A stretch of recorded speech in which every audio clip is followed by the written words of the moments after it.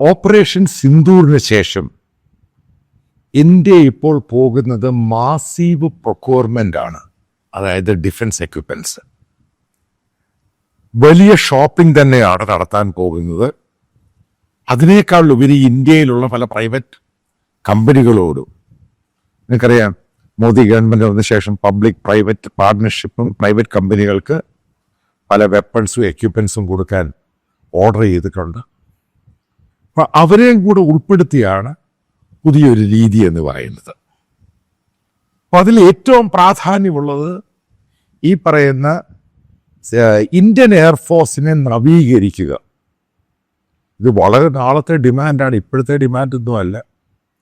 കാരണം നമ്മുടെ പല എയർക്രാഫ്റ്റുകൾ, ഏകദേശം 40ഓളം സ്ക്വാഡ്രനാണ് നമുക്കുള്ളത്. അതിൻ്റെ അകത്ത് ആക്റ്റീവ് സ്ക്വാഡ്രൻ എന്ന് പറയുന്ന 34 സ്ക്വാഡ്രൻ ഉണ്ട്.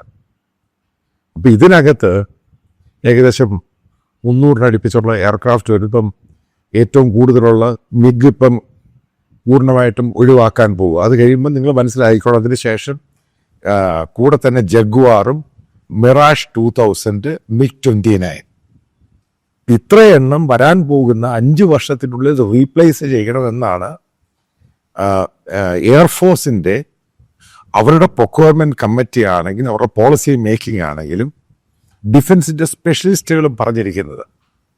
ഓപ്പറേഷൻ സിന്ദൂറിന് ശേഷം എയർഫോഴ്സിനുണ്ടായ ചില സ്ട്രാറ്റജിക് മിസ്റ്റേക്കുകൾ, അതിനെപ്പറ്റി ഫർദറായിട്ട് ഞാൻ പിന്നീട് പറയാം എന്താണ് മിസ്റ്റേക്ക് എന്നുള്ളത്. അതെല്ലാം കൂടെ കണക്കിലെടുത്താണ് പെട്ടെന്ന്, അതായത് ഇൻട്രീമായിട്ട് 5th ജനറേഷൻ എയർക്രാഫ്റ്റിലോട്ട് പോകണം. നിങ്ങൾക്കറിയാം ഏകദേശം 3 ആഴ്ച മുമ്പ് government of India public private participation, പബ്ലിക്കിനും HALുമായിട്ട് പ്രൈവറ്റ് കമ്പനി HALുമായിട്ട് ചേർന്നിട്ട് 5th generation advance light compact aircraft, അതുമായിട്ട് ബന്ധപ്പെട്ടും നമ്മളതിൻ്റെ ഈ പറയുന്ന പ്രൈവറ്റ് കമ്പനിക്ക് കൊടുത്തിരിക്കുകയാണ്. അത് ഒരു ഭാഗത്ത് നടക്കുകയാണ്. അതേപോലെ 2001 തുടക്കം കുറിച്ചാണ് നമ്മുടെ തേജസ് MK എന്ന് പറഞ്ഞത്, അതായത് MK1, MK2 2001. അപ്പം അതിനകത്ത് ഉപയോഗിക്കുന്ന അതിൻ്റെ ഡിസൈനെല്ലാം ഇന്ത്യയിലാണ് ചെയ്തത്, HAL ചെയ്തത്. അപ്പം അതിനെപ്പറ്റിയൊക്കെ പറയുന്ന പല മിലിറ്ററി എക്സ്പേർട്ടുകൾ, എയർഫോഴ്സിൻ്റെ എക്സ്പേർട്ടുകളും ഏവിയേഷൻ വാർ എക്സ്പേർട്ടുകളൊക്കെ പറയുന്ന നല്ല ഡിസൈനാണ്, അത് കുഴപ്പമൊന്നുമില്ല. പക്ഷെ അതിൻ്റെ ത്രസ്റ്റ് എന്ന് പറയുന്നത് അതുമായി ബന്ധപ്പെട്ടുള്ള ചർച്ചകൾ നടക്കുന്നുണ്ട്. പക്ഷെ 2025 ആയിട്ടും അവർക്ക് 2 എയർക്രാഫ്റ്റ് ഉണ്ടാക്കാനേ കഴിഞ്ഞുള്ളൂ. അതാണ് അതിൻ്റെ അകത്ത് മറ്റൊരു ഐറണി എന്ന് പറയുന്നത്. അതാണ് നിങ്ങൾക്ക് ഓർമ്മയുണ്ടായിരിക്കും ഇന്ത്യയുടെ എയർഫോഴ്സ് ചീഫ് AP സിംഗ് പറഞ്ഞത്, പലയാവർത്തി റിമൈൻഡർ കൊടുത്തിട്ടും ഇവർക്ക് അത് ചെയ്യാൻ പറ്റുന്നില്ല. അതിന് പല മൾട്ടിപ്പിൾ ഫാക്ടേഴ്സ് ഉണ്ട്, ഒരു ഫാക്ടറല്ല. കാരണം നേരത്തെ അമേരിക്ക ഇഞ്ചൻ കൊടുക്കാമെന്ന് പറഞ്ഞിരുന്നു. അപ്പം ആ ഇഞ്ചൻ കൊടുക്കാവുന്ന ഡിലേ ആയതിൻ്റെ കാരണം ഇന്ത്യ റഷ്യയിൽ നിന്നും അമേരിക്കൻ ഒരു താക്കീതുണ്ടായിരുന്നു, അവിടുന്ന് S-400 വാങ്ങരുത്. അതിൻ്റെ പേരിൽ വാങ്ങിയതിൻ്റെ പേരിലാണ് പിന്നീട് അത് ഡിലേ ആവുന്നത്. വീണ്ടും മോദി അഡ്മിനിസ്ട്രേഷൻ വന്നിട്ട് ട്രംപുമായിട്ട് വീണ്ടും ആ ഡീല് സൈൻ ചെയ്തു. പക്ഷേ ഇന്ന് വരെ അമേരിക്ക പ്രൊആക്റ്റീവായിട്ട് ഈ പറയുന്ന തേജസ് MK1, MK2, Mark 1, Mark 2 അപ്പം അതുമായി ബന്ധപ്പെട്ട് ഇന്നും ആ ഇഞ്ചൻസ് വന്നിട്ടില്ല. പിന്നെ നിങ്ങൾക്കറിയാം ഇത് ഡബിൾ ഇഞ്ചനാണ്. അപ്പം അതിൻ്റെ അകത്ത് ചില ഉപയോഗിക്കുന്ന വെപ്പൺസുമായി ബന്ധപ്പെട്ട്, കാരണം ഇത് 4.5 ജനറേഷൻ ആണെന്ന് എയർഫോഴ്സ് പറയുന്നത്, HAL പറയുന്നത്. പക്ഷേ എയർ ടു എയർ മിസൈലിൻ്റെ ദൂരം വളരെ കുറവാണ്. അപ്പം അതിനെപ്പറ്റി ഈ DRDO ആണ് മിസൈൽ ഉണ്ടാക്കി കൊടുത്തത്. അസ്ത്ര എന്നാണ് അതിൻ്റെ പേരും തോന്നുന്നു. അപ്പം അതിന് 30 കിലോമീറ്ററോ 40 കിലോമീറ്ററേ ഉള്ളൂ അതിൻ്റെ ഡിസ്റ്റൻസ് എന്ന് പറയുന്നത്. പക്ഷേ ഇപ്പോഴത്തെ വാറിൻ്റെ എയർ വാർഫെയറിൽ മിനിമം ഒരു 200 മുതൽ 300 കിലോമീറ്റർ വേണം, അതായത് ഡിസ്റ്റൻസ് എയർ ടു എയർ പോകണം. ഇതെല്ലാം കൂടെ ഒരു പരിവുമായിട്ട് കിടക്കുവാണ്. അപ്പോൾ അതുമായി ബന്ധപ്പെട്ടും ഇവരിപ്പോൾ ഉണ്ടാക്കാൻ തുടങ്ങുവാണെങ്കിലും, അതായത് HAL ഈ പറയുന്ന തേജസ് ഉണ്ടാക്കാൻ തുടങ്ങുവാണെങ്കിൽ തന്നെ അവരത് ഡെലിവർ ചെയ്യാൻ പോകുന്ന അടുത്ത 10-12 വർഷം കഴിഞ്ഞിട്ടേ ഉള്ളൂ. അതായത് അമേരിക്ക ഇഞ്ചൻ കൊടുത്താൽ മാത്രമേ നടക്കത്തുള്ളൂ. അതാണ് ഞാൻ ഈ പറയുന്നത്, പലയിടത്തും റോഡ് ബ്ലോക്ക് ഉണ്ട്. നിങ്ങൾ ഉദ്ദേശിക്കുന്ന പോലെ അല്ല ഈ കാര്യങ്ങളൊക്കെ പോകുന്നത്. പല ഡിപ്ലോമാറ്റിക് ജിയോ പൊളിറ്റിക്കൽ ഇഷ്യൂസും എല്ലാം ഇതിനകത്ത് മാറ്റർ ചെയ്യുന്നുണ്ട്. ആ സമയത്ത് ഫ്രഞ്ചുകാർ അപ്പം അവരുണ്ടാക്കി അവരുടെ ഒരു എഞ്ചിൻ കൊടുക്കാമെന്ന് പറഞ്ഞു. അത് ഇന്ത്യ ടെസ്റ്റ് ട്രയൽ ചെയ്ത് വേണ്ട എന്ന് പറഞ്ഞു. കാരണം ഇതുമായിട്ട് ഒത്തുപോകുന്ന ഒരു എഞ്ചിൻ അല്ല അത്. അതിൻ്റെ പേരിലാണ് അത് വേണ്ട എന്ന് പറയുന്നത്. അതാണ് ഒരു ഫാക്ടറല്ല, മൾട്ടിപ്പിൾ ഫാക്ടേഴ്സ് ഉണ്ട്. ഇനി നമ്മൾ ഉണ്ടാക്കിയ കാവേരി എന്നും പറഞ്ഞ എഞ്ചിനുണ്ട്. അത് ഇന്ത്യ ഡെവലപ്പ് ചെയ്തെടുത്തതാണ്. അത് ഈ പറയുന്ന ഇന്ത്യയുടെ തേജസ്സിനകത്ത് പല ആവർത്തി ട്രൈ ചെയ്തു. അത് ഉപയോഗിക്കാൻ പറ്റത്തില്ല. കാരണം ഇതിന് ത്രസ്റ്റും പവറും ഇല്ല. അതിൻ്റെ പേരിലാണ് ഈ കാവേരി കംപ്ലീറ്റ് ഫെയിലിയർ ആയിപ്പോയി. ഇതാണ് അതിൻ്റെ ഗ്രൗണ്ട് റിയാലിറ്റി എന്ന് പറയുക. അതിനുശേഷമാണ് അമേരിക്കൻ എഞ്ചിനുമായിട്ട് പോകാനുള്ള തയ്യാറെടുപ്പ് ഉണ്ടാകുന്നത്. ഇനി അടുത്ത ചോദ്യം, കേരളത്തിലെ യൂട്യൂബ് ചാനലിലും നാഷണൽ ചാനലിലൊക്കെ വരുന്നൊരു സംഭവമുണ്ട്. റഷ്യ ഇന്ത്യക്ക് സുക്കോയ് 57 ഓഫർ ചെയ്തു. ഇന്ത്യയിലത് ജോയിൻ്റ് ആയിട്ട് ഇന്ത്യയും റഷ്യയും കൂടെ അത് ഡെവലപ്പ് ചെയ്യും. ഇപ്പം ഇന്ത്യക്ക് വളരെ ചീപ്പായിട്ടാണ് റഷ്യ ഗവൺമെൻറ് എന്ന് പുടിൻ പറഞ്ഞിരിക്കുന്നത്. ഇന്ത്യക്കത് അവരുടെ 5th ജനറേഷൻ എയർക്രാഫ്റ്റ് ആയിട്ട് ഉപയോഗിക്കാം. ഇപ്പം ഇതുമായി ബന്ധപ്പെട്ട് ഒരു സീനിയർ റിട്ടയർഡ് ഒരു എയർ മാർഷൽ അദ്ദേഹത്തോട് ചോദിച്ചു എന്തൊക്കെയാണ് ഈ പറയുന്നതുമായിട്ട് ബന്ധപ്പെട്ട്. കാരണം ഇന്ത്യൻ മീഡിയയിലാണെങ്കിലും, അതായത് BJPയെ സപ്പോർട്ട് ചെയ്യുന്ന മീഡിയ ആണെങ്കിലും സോഷ്യൽ മീഡിയയിലുമൊക്കെ ഇത് വളരെ ശക്തമായിട്ട് കറങ്ങി നടക്കുന്നുണ്ട്. അതായത് സു 57 5th ജനറേഷൻ എയർക്രാഫ്റ്റ് ആണ്. എന്തുകൊണ്ടാണ് ഇന്ത്യ അത് അക്സെപ്റ്റ് ചെയ്തത്? കാരണം വളരെ വില കുറച്ചാണ് കിട്ടുന്നത്. കാരണം നമ്മുടെ മുമ്പിൽ രണ്ടെണ്ണേ ഉള്ളൂ ഓപ്ഷൻ. ഒന്ന് സു 57, രണ്ടാമത്തത് F-35.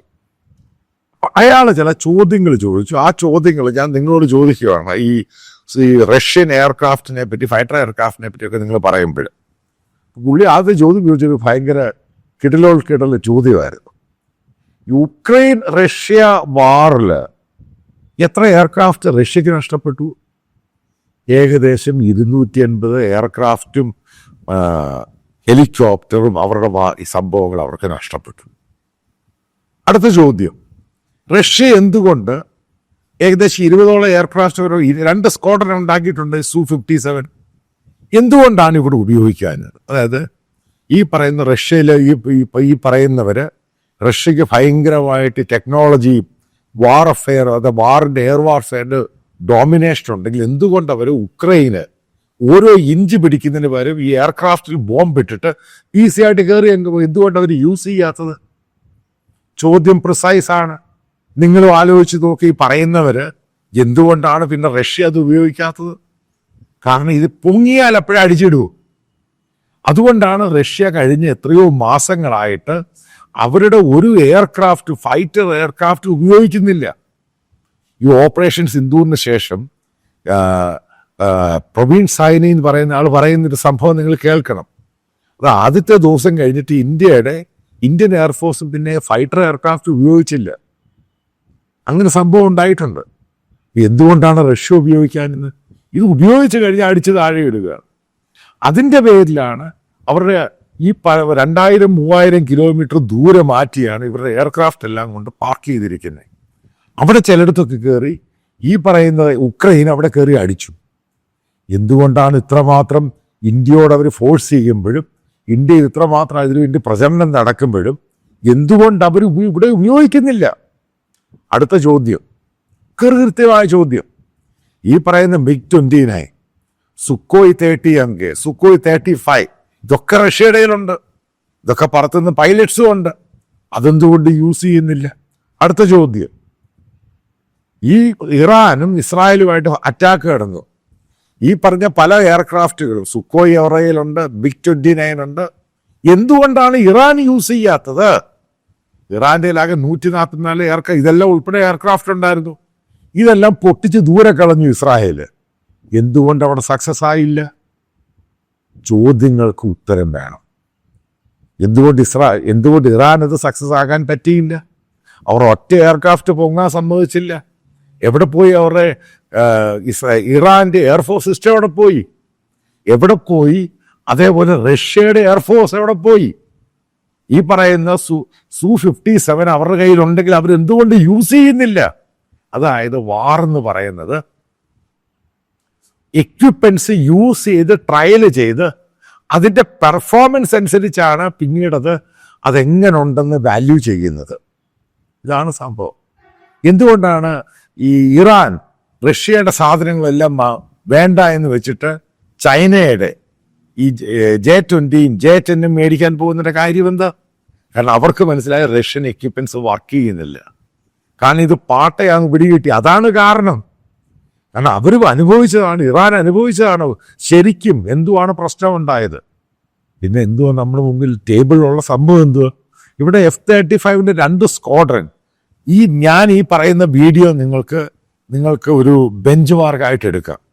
2 വർഷത്തിനുള്ളിൽ ഗവൺമെന്റ് ഓഫ് ഇന്ത്യ 2 സ്ക്വാഡ്രൻ ഏകദേശം 24 അല്ലെങ്കിൽ 36 F-35 എയർക്രാഫ്റ്റ് വാങ്ങാൻ പോവുകയാണ്.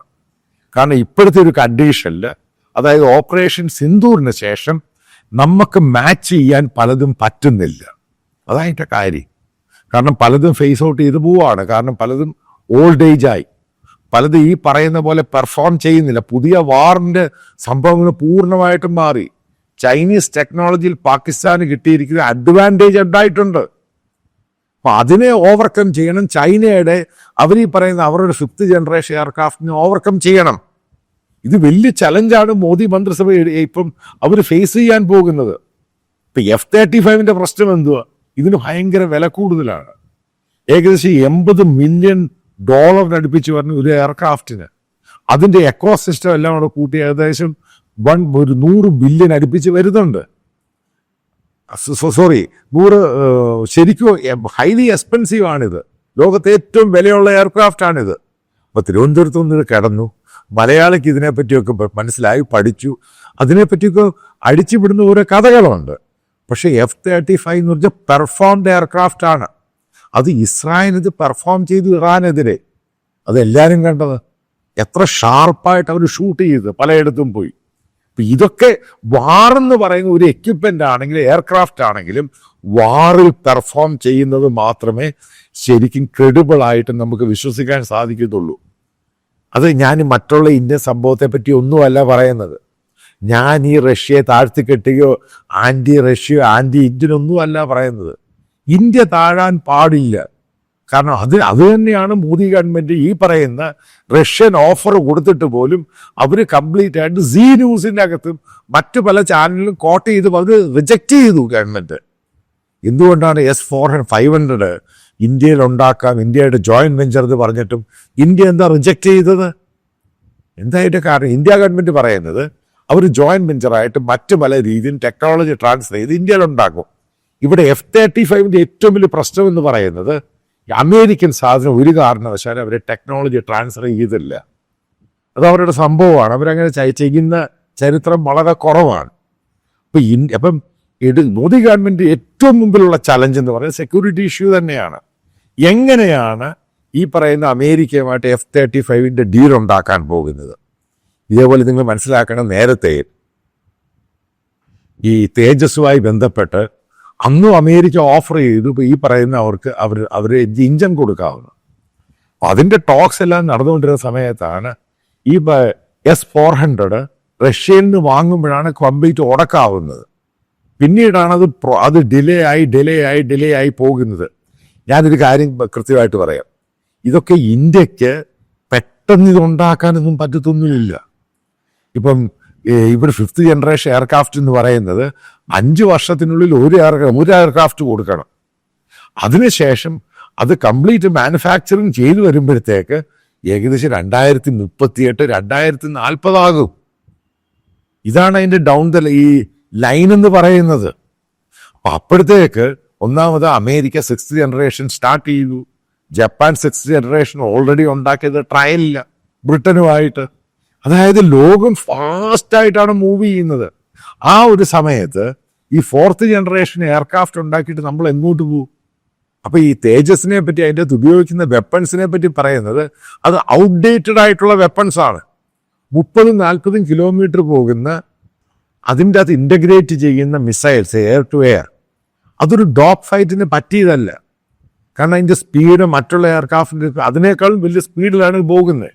എന്താണ് ഇതുമായിട്ട് മാച്ച് ചെയ്യുമ്പോൾ ഈ ഡിഫൻസ് വീക്കിലിയിലും ജെയിൻ ഡിഫൻസ് വീക്കിലി ആണെങ്കിലും മറ്റുള്ള മിലിറ്ററി ബാച്ചിലൊക്കെ പറയുന്നത് അതിൻ്റെ അകത്ത് സുപ്പീരിയർ എന്ന് പറയുന്നത് F-35 ആണ്. ഇതൊക്കെ നിങ്ങളുടെ മുമ്പിൽ ഗൂഗിൾ ചെയ്ത് നോക്കി എല്ലാം കിട്ടും. ഇതൊക്കെ റിപ്പോർട്ട്സ് അവൈലബിൾ ആണ്. എവിടൊക്കെയാണ് ഇത് പെർഫോം ചെയ്തത്, ഇവരെ അടിച്ചിടാൻ സാധിച്ചിട്ടുണ്ടോ, ഇതൊക്കെ ഓരോന്നായിട്ട് കിട്ടും. ഇതിനകത്ത് ഫ്രാൻസിൽ നിന്നോ റഷ്യയിൽ നിന്നോ മേടിക്കുമ്പം നമുക്കൊരു പ്രശ്നമില്ല, അവരെല്ലാ രീതിയിലും ടെക്നോളജി ട്രാൻസ്ഫർ ചെയ്യാൻ തയ്യാറാണ്. പക്ഷെ പെർഫോമൻസ് ബേസ്ഡ് ഇതിന് കാരണം റഫേലിന്റെ പെർഫോമൻസ് എന്ന് പറയുന്നത് ഈ പറയുന്ന പോലെ എവിടെ അവർ ഷോ ചെയ്തിട്ടില്ല. അതായത് നമ്മൾ ഈ സോട്ടീസ് നടക്കുന്ന പോലെ അല്ലെങ്കിൽ ഒരു എയർ ഷോ നടക്കുന്ന പോലെ അല്ല, വാറിലാണ് ഇത് പെർഫോം ചെയ്യേണ്ടത്. ഈ പറയുന്ന അമേരിക്കൻ വെപ്പൺസ് ഇസ്രായേൽ പെർഫോം ചെയ്യാൻ നിങ്ങൾ ശ്രദ്ധിക്കുക. ആ പെർഫോമൻസ് വെച്ചിട്ട് റഷ്യയുടെ ആണെങ്കിൽ സ്വന്തം രാജ്യത്ത് അവർക്ക് ഉപയോഗിക്കാൻ സാധിക്കുന്നില്ല.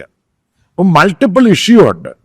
കണ്ടിരുന്ന കാണാൻ ഞാൻ വീണ്ടും പറയുന്നു, ഇപ്പോഴത്തെ ഒരു പോക്ക് കഴിഞ്ഞ ഗവൺമെൻറ് ഓഫ് ഇന്ത്യ വരാൻ പോകുന്ന സമയത്ത് ഫുൾ സ്കെയിലാണ് നെഗോസിയേഷൻ. കാരണം ഗവൺമെൻറ് ഓഫ് ഇന്ത്യ തയ്യാറെടുക്കുന്നത്. കാരണം അത്യാവശ്യമായിട്ട് 2 സ്ക്വാഡ്രൺ വേണം. കാരണം നാഷണൽ സെക്യൂരിറ്റി ഇഷ്യൂ ആണ്, കാരണം ബോർഡർ സെക്യൂരിറ്റി ഇഷ്യൂ ആണ്. എന്താണെന്നുള്ളത് വരാൻ ദിവസത്തിൽ നമുക്ക് ഇതിനെപ്പറ്റി കൂടുതലായിട്ട് അറിയുവാൻ സാധിക്കും.